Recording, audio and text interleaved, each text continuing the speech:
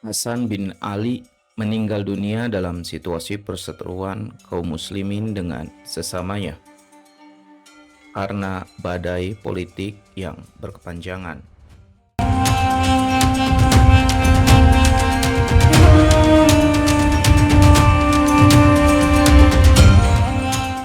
Pada 10 Muharram 61 Hijriah atau 10 Oktober 680 Masehi, Husain, anak kedua Ali bin Abi Thalib, tewas di Karbala dalam sebuah pembantaian yang dilakukan rezim Yazid bin Muawiyah.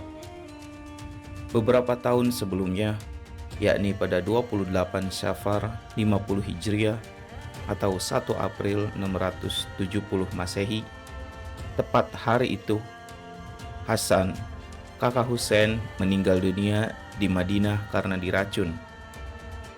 Pungkas hayat kakak beradik cucu kesayangan Rasulullah ini terlepas dari pusaran pertikaian dalam dunia Islam setelah Nabi Muhammad dan 3 khalifah meninggal dunia. Berbeda dengan Husain yang terus merangsek menuju Kufah meski mara bahaya mengintainya, sang kakak justru memilih menghindari peperangan dengan kubu Muawiyah demi persatuan umat Islam. Para sejarawan menilai sikap Hasan yang lebih lunak daripada Husain adalah pengejawantahan dari sabda Rasulullah yang berdoa kepada Allah agar cucunya tersebut menjadi orang yang mendamaikan dua golongan kaum muslimin. Hasan dibaiat menjadi khalifah setelah ayahnya Ali bin Abi Thalib meninggal dunia karena dibunuh seorang Khawarij bernama Abdurrahman bin Mulzam. Khawarij ini menebaskan pedangnya saat khalifah keempat tersebut tengah berwudu hendak menunaikan sholat subuh. Diangkatnya Hasan sebagai khalifah tentu membuat Muawiyah berang, sebab keturunan Umayyah tersebut telah melakukan pemberontakan sejak Khalifah Ali bin Abi Thalib. Ia berambisi menduduki puncak pimpinan kaum muslimin. Sadar posisinya diincar Muawiyah yang berkedudukan di Damaskus, Syam, Hasan justru secara persuasif menulis surat kepada Muawiyah. Ia memilih tidak menyerbu kekuatan oposisi. Janganlah engkau terus-menerus terbenam di dalam kebatilan dan kesesatan. Bergabunglah dengan orang-orang yang telah menyatakan baiat kepadaku. Sebenarnya engkau telah mengetahui bahwa aku lebih berhak menempati kedudukan sebagai pemimpin umat Islam. Lindungilah dirimu dari siksa Allah dan tinggalkanlah perbuatan durhaka. Hentikanlah pertumpahan darah, sudah cukup banyak darah mengalir yang harus kau pikul tanggung jawabnya di akhirat kelak. Nyatakanlah kesetiaanmu kepadaku, dan janganlah engkau menuntut sesuatu yang bukan hakmu, demi kerukunan dan persatuan umat Islam. Tulis Hasan seperti dikutip Al-Hamid Al-Husaidi dalam Al-Husain bin Ali. Surat tersebut jelas menggambarkan Hasan sebagai orang yang lebih suka menghindari pertikaian dan pertumpahan darah. Ia juga menekankan pentingnya kerukunan dan persatuan umat Islam. Namun Muawiyah yang sudah makan asam garam di dunia politik serta telah mengorbankan peperangan demi posisi khalifah sejak zaman Ali, jelas menolak mentah-mentah permintaan Hasan. Jika aku yakin bahwa engkau lebih tepat menjadi pemimpin daripada diriku, dan jika aku yakin bahwa engkau sanggup menjalankan politik untuk memperkuat kaum muslimin dan melemahkan kekuatan musuh, tentu kedudukan khalifah akan kuserahkan kepadamu, balasnya. Jawaban tersebut jelas bukan yang diharapkan Hasan. Apalagi tak lama setelah itu, Muawiyah menyiapkan ribuan pasukan perang yang hendak ia bawa ke Kufah untuk menggempur kekuatan Hasan sebagai khalifah. Sebagai seorang pemimpin, Hasan lebih menyukai perdamaian. Tapi bukan berarti ia berdiam diri saat mendapat ancaman untuk mengudetanya. Ia kemudian mengumpulkan penduduk Kufah dan mengabarkan bahwa kotanya akan diserang pasukan Muawiyah yang bergerak dari Syam. Hasan memerintahkan kepada setiap lelaki Kufah yang mampu berperang untuk bersiap menghadapi ancaman tersebut. Sebuah dusun bernama Nukhailah dipilih Hasan sebagai markas pusat militer yang hendak melawan pasukan penyerbu dari Syam. Namun sejarah mencatat bahwa penduduk Kufah memperlakukan Hasan sebagaimana mereka bersikap kepada ayahnya, Ali bin Abi Thalib, yang justru tak menghiraukan seruan pemimpin yang mereka baiat sendiri.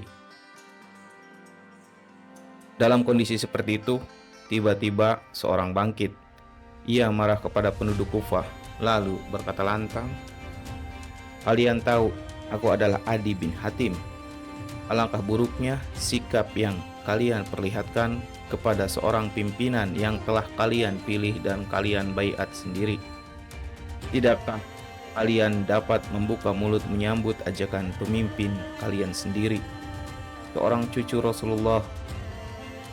Manakah para ahli pidato dari kabilah Mudor yang terkenal berlidah tajam itu? Mengapa dalam keadaan seperti sekarang ini mereka bungkam?" Ucap Adi bin Hatim kepada penduduk Kufah yang tidak menyambut seruan Hasan. Adi bin Hatim adalah pemimpin suku At-Ta'i yang sejak dulu tinggal di Kufah dan terkenal sebagai orator ulung. Ia masuk Islam pada tahun 9 Hijriah dan menjadi salah satu sahabat Rasulullah. "Ucapan Anda telah kudengar dan seruan Anda sudah kupahami. Dengan ini aku menyatakan ketaatan dan kesetiaan kepadamu. Demi Allah, mulai detik ini juga aku siap menjalankan perintah Anda. Dan sekarang juga aku hendak berangkat ke Nukhailah, tempat pemusatan pasukan Anda," sambungnya kepada Sayyidina Hasan. Setelah itu, dengan menunggang unta, ia berangkat ke Nukhailah sendirian. Di pemusatan pasukan tersebut, ia mendirikan tenda sendiri sambil menunggu para pengikutnya dari kabilah At-Ta'i. Sebagian penduduk Kufah, terutama kaum lelaki yang fisiknya kuat untuk berperang, akhirnya menyambut seruan Hasan, sementara sebagian lain kembali ke rumah masing-masing. Hasan mengangkat Ubaidillah bin Abbas sebagai pemimpin pasukan. Kepadanya ia berkata, "Hai Ubaidillah, engkau kuberi kepercayaan memimpin 12.000 pasukan muslimin Arab yang terkenal gagah berani, berpengalaman dan gigih menghadapi pertempuran. Ketahuilah bahwa seorang dari mereka lebih berharga daripada sekompi pasukan biasa. Harapkanlah hubunganmu dengan mereka dan tunjukkanlah kecerdasan wajahmu pada mereka. Mereka itu adalah sisa kekuatan angkatan perang ayahku yang dapat dipercaya. Untung tak dapat diraih, malang tak dapat ditolak. Karena tergiur bujuk rayu Muawiyah yang menjanjikan akan memberi uang jika ia bergabung dengan anak Abu Sufyan itu, Ubaidillah bin Abbas berbalik mengkhianati khalifah. Itulah yang membuat semangat ribuan pasukan pendukung Hasan runtuh. Berita yang menyedihkan itu hampir memadamkan seluruh semangat yang dibawanya dari Kufah. Ia teringat kepada nasib ayahanda yang selama beberapa tahun akhir hayatnya mengalami berbagai macam pengkhianatan. Dan sekarang ia harus menghadapi saudara sendiri yang menggunting dari dalam lipatan. Tulis Al-Hamid Al-Husaini, menggambarkan suasana hati Hasan setelah mengetahui pengkhianatan Ubaidillah bin Abbas. Sementara orang-orang Muawiyah terus bergerak menghembuskan kabar-kabar bohong tentang para pemimpin pasukan lain yang diberitakan tewas. Hal ini membuat pasukan pendukung khalifah kian putus asa. Bahkan mereka akhirnya berbalik menyerang Hasan.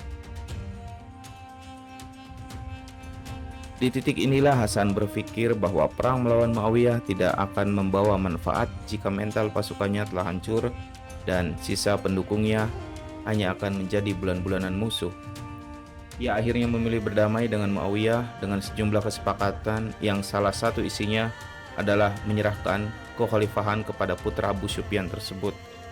Keputusan ini sempat membuat kecewa dan marah para pecinta keluarga Rasulullah. Salah satunya adalah Hujr bin Adi yang amat setia kepada Ahlul Bait. Ia marah sehingga berani mengecam Hasan.